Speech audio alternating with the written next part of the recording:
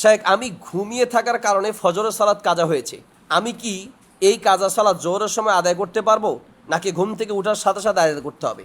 নামাজে কিভাবে সালাম ফিরাবে? আগে মাথা ফিরাবে তারপর সালাম দিবে, নাকি আগে সালাম পরে মাথা ফিরাবে? শেখ, আমি ভুলে তাকবীরে তাহরিমা না দিয়ে রুকুতে চলে গেছি, এতে কি আমার সালাত হবে?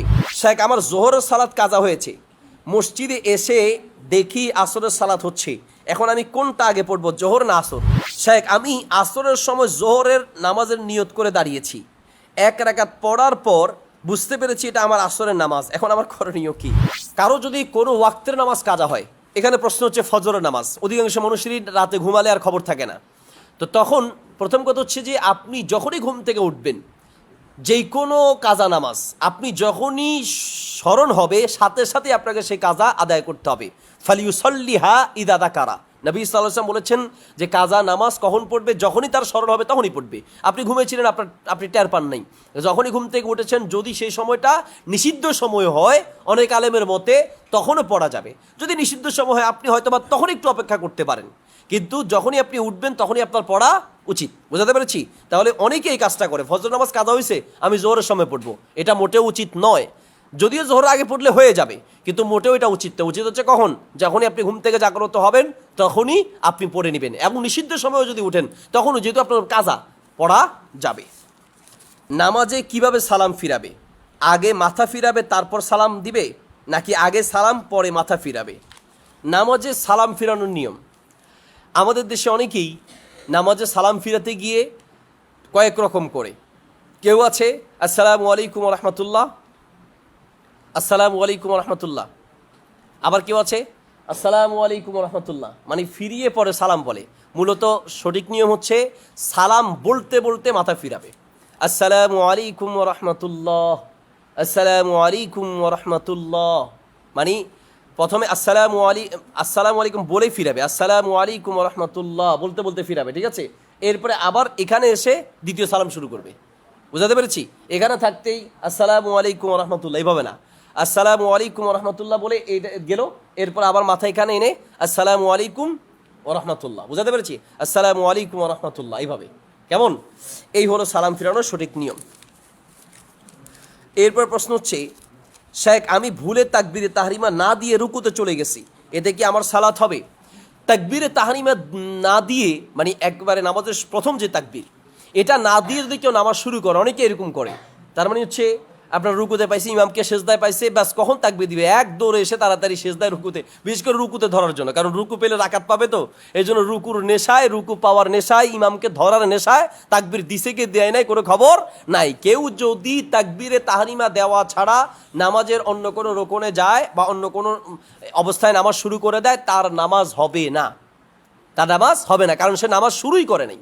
নামাজ শুরু করার পরে যদি কোনো ফরজ বা রোকন বাদ যায়, তাহলে অনেক আলেম বলেছেন যে সেই ক্ষেত্রে রোকন বাদ গেলে নামাজ হবে না, তবে কিছু সংখ্যক আলেম বলেছেন নামাজ হয়ে যাবে, ঠিক আছে? আর আমার কাছে প্রাধান্যযোগ্য মত হচ্ছে যে সে যদি ভুলে নামাজের কোনো এরকম রোকন বাদ পড়ে যায় তাহলে নামাজ হয়ে যাবে, কিন্তু নামাজ যদি শুরুই না করেন আপনি, তাকবীরে তাহরিমা না দেওয়ার মানেই হচ্ছে নামাজ কি হয় নাই, শুরু হয় নাই।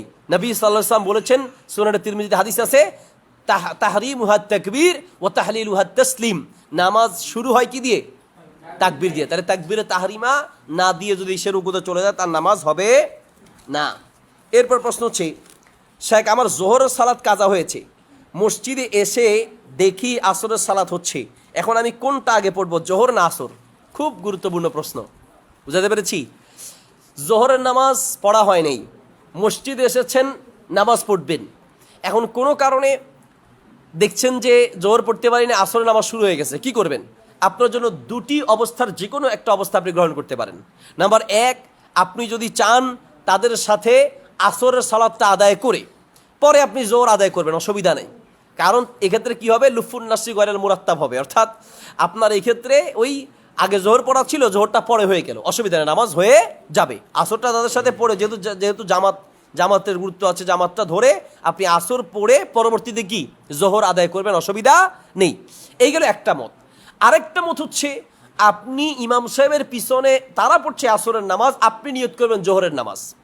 ইমামের নামাজ ভিন্ন হলেও ওনার আসরের নামাজ আপনার জোহরের নামাজের নিয়ত, অধিকাংশ আলেমদের মতে এটার বৈধতা আছে, কিছু সংখ্যক আলেম এটা বিরোধিতা করলেও বিশুদ্ধ মত হচ্ছে যে ইমাম সাহেব আসরের নামাজ পড়ছে, আপনার জোহর কাজা রয়ে গেছে, আপনি চাইলে ওনাদের পিছনে জোহরের নিয়ত করে জামাতে অংশগ্রহণ করে ওনাদের নামাজ শেষ হওয়ার পরে আবার কি পড়বেন, আসরটা পড়ে নেবেন, নামাজ হয়ে যাবে, অসুবিধা নেই। শেখ, আমি আসরের সময় জোহরের নামাজের নিয়ত করে দাঁড়িয়েছি, এক রাকাত পড়ার পর বুঝতে পেরেছি এটা আমার আসরের নামাজ, এখন আমার করণীয় কি? আপনি দাঁড়িয়েছেন আসরের নামাজে নাকি আসরের সময় জোহর না, আসরের সময় আপনি জোহরের নামাজের নিয়ত করে দাঁড়িয়েছেন, এক রাকাত পড়ার পর বুঝতে পেরেছি এটা আসরের নামাজ। আচ্ছা, বুঝতে পেরেছি। আচ্ছা, মূল মাসালা বলি। আপনি শুরু করেছেন জোহরের নামাজের নিয়তে, পরবর্তী চিন্তা করছেন না না আমার তো আসরের নামাজ, অথবা শুরু করেছেন আসরের নামাজ, পরে চিন্তা করছেন যে না না আমার তো জোহরের নামাজ রয়ে গেছে, ঠিক আছে?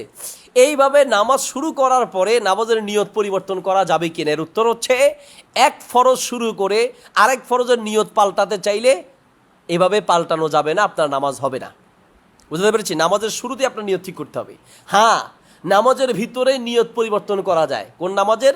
শুধুমাত্র ওই নফল নামাজের, মনে করেন মুতলাক কোনো নফল নামাজকে যদি আপনি, খাস কোনো নফল নামাজকে যদি আমভাবে করে দেন, তার মানে কথার কথা আপনি জোহরের আগের 4 রাকাত সুন্নত পড়ছেন, এখন পড়তে শুরু করেই আপনি দেখছেন যে না সময় তো বেশি নেই, ফরজের একামত শুরু হয়ে যাবে, অথবা কোনো কারণে আপনি ওটাকে 2 রাকাত করে ফেললেন, তাহলে নিয়ত করেছিলেন 4 রাকাতের, ওই 4 রাকাত সুন্নত নামাজটা আপনি আমভাবে যে আমি 2 রাকাত পড়ে ফেলবো, তাহলে 2 রাকাত যে নফল বা 2 রাকাত নফল নামাজের যে সওয়াব বা 2 রাকাত সুন্নত নামাজের যে সওয়াব সেটা আপনি পেয়ে যাবেন। শুধুমাত্র এই ক্ষেত্রে পরিবর্তন করা যাবে, অন্য ক্ষেত্রে নয়। আপনি জোহরের নামাজের 4 রাকাতের, আসরের নামাজ আসরের না না আমি এটা জোহর পড়তেছি, এশার শুরু করছেন না না আমি এটা মাগরিব পড়তেছি, তাহলে এইভাবে নিয়ত বাঁধার পরে নামাজের ভিতরে নিয়ত পরিবর্তন করা যাবে না। শুধুমাত্র একটি ক্ষেত্রে যাবে, সেটা হচ্ছে কি কোনো খাস কোনো নফল নামাজ শুরু করলে সেটাকে আম করে দেওয়া, অতটুকু জায়েজ আছে। এটা ছাড়া অন্য কোনো ফরজ নামাজের ক্ষেত্রে নিয়ত পরিবর্তন করা যাবে না।